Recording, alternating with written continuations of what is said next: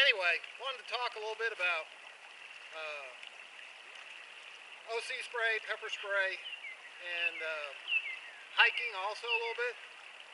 Now on me, I've got a belt that I wear a lot when I'm going into a little bit more of remote areas in the southeast on some of my hikes and adventures. And I just threw it on over a holster I have on my waist. So anyway, this is just a gear belt I put together. I've got my Smith & Wesson SD9VE. I did a video on that. Good little gun. Got a first aid kit, flashlight. Got a water pouch back here. I could hang some extra stuff on it depending upon what I'm doing. But what I have on it, even though I live in the southeast and we have some black bears around, but they're generally not like vicious like the grizzlies out west or brown bears and Kodiak bears in Alaska. But I do carry bear spray. And last summer I spent a lot of time out in Wyoming and Montana, and it's highly advised out there. So it's the Frontiersman, which is made by the same folks that make Sabre OC spray, if I'm not mistaken. So the active ingredient is capsaicin and related capsaicinoids, and it's at 2%, which is a low amount as far as pepper spray, as far as OC spray goes. I have some Sabre Red Crossfire. It's 10% oleoresin capsicum. So this stuff is 10%, and the Bear Attack deterrent is 2%. Heard some things about that. About part of it is because of EPA regulations. This is actually a controlled by as a pest control as opposed to human control, so there's some regulations. Okay, whatever. The difference between this and this isn't necessarily just percentages. This stuff goes out like a mini fire extinguisher.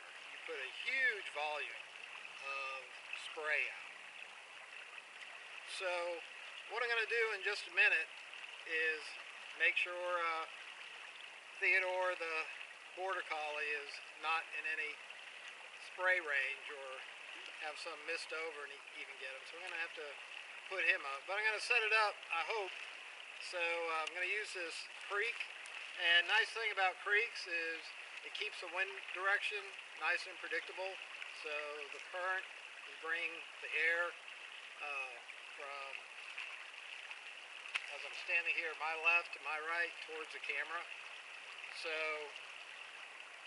I'm going to turn the camera around, set it up, and I've got, like I said, the 10% stream. I'll say that faster. 10% stream. I've got what's sold in many places. It's also Sabre. This is a 5%. You know, it's for women's purses and stuff. And then I got, this was in a drawer at the house. I'm not sure who had this. There's no telling how old this is, but I'm going to fire this off, and it's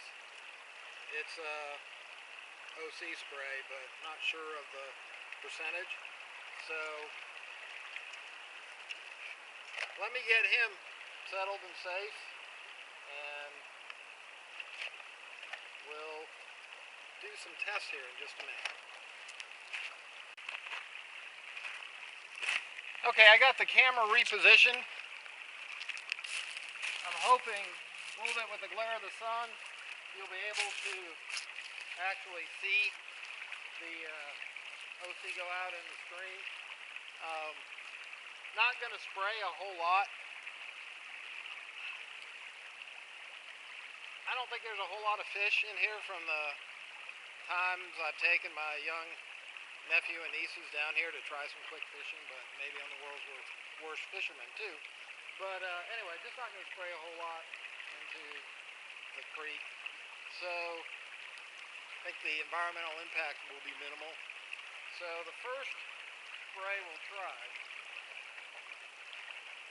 we'll do the small ones to the bigger ones. So here's the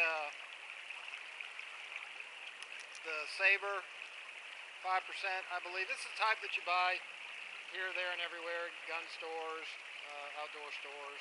You can order it on Amazon or other sites, eBay. So anyway, here's a spray. And by the way, when you spray a stream, you want to, I don't know if I'm in frame, you want to aim for the forehead so it runs down towards the eyes.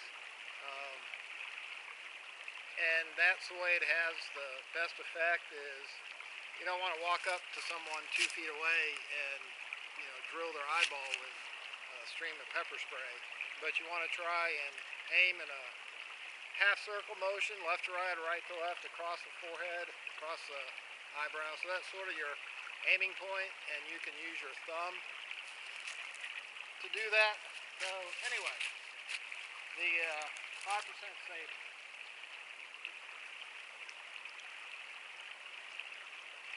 So that was, by my estimation, just barely 10 feet. Here's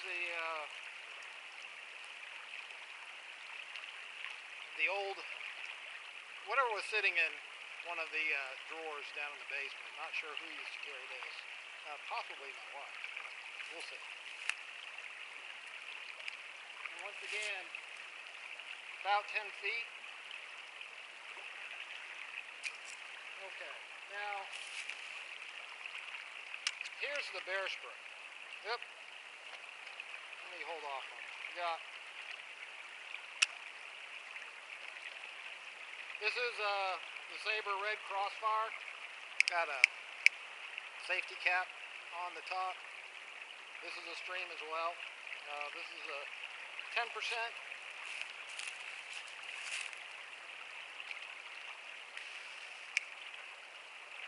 And that was a little sticky. Once again, about a 1-second burst.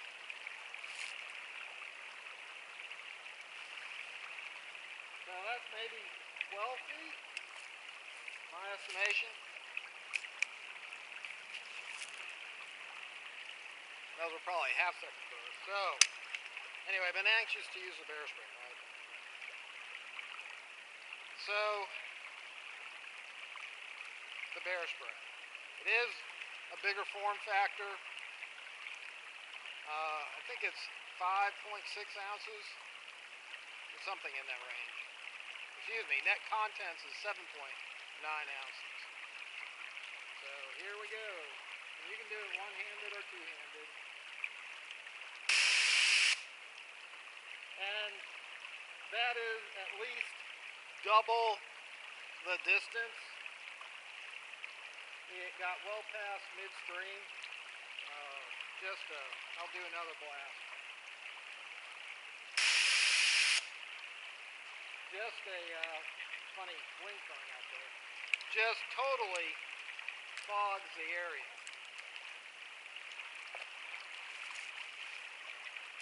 So, as you can see, the amount of spray that you put out, the coverage, just creates a cloud blowing away from you. And even though it's not as high in the actual OC, the volume that's being put out is pretty great. So I advocate personally that bear spray can be an effective human spray as well.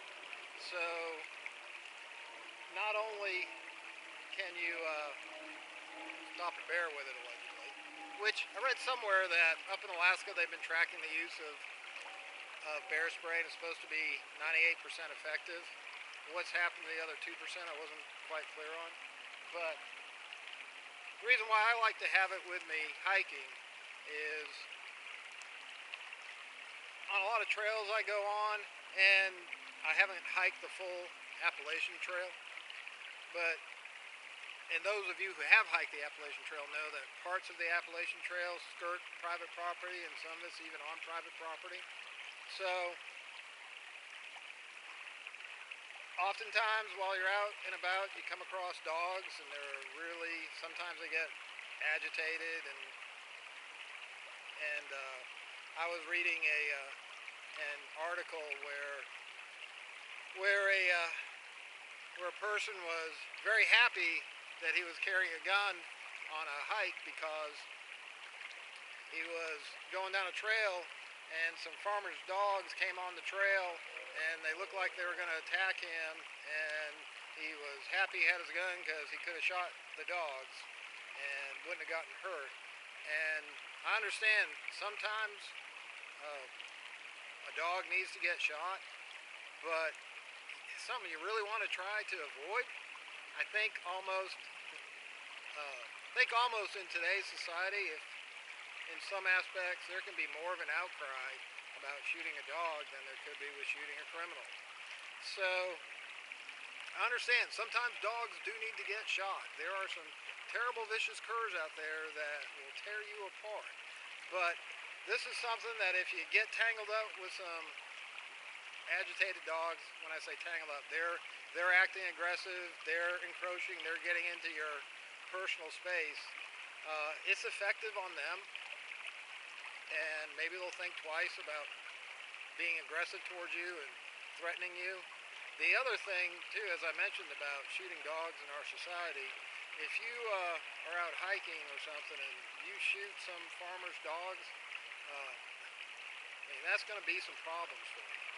The other aspect, of course, especially for women, I live in the southeast, and over the years there's been a number of incidents with women that have been abducted from hiking trails.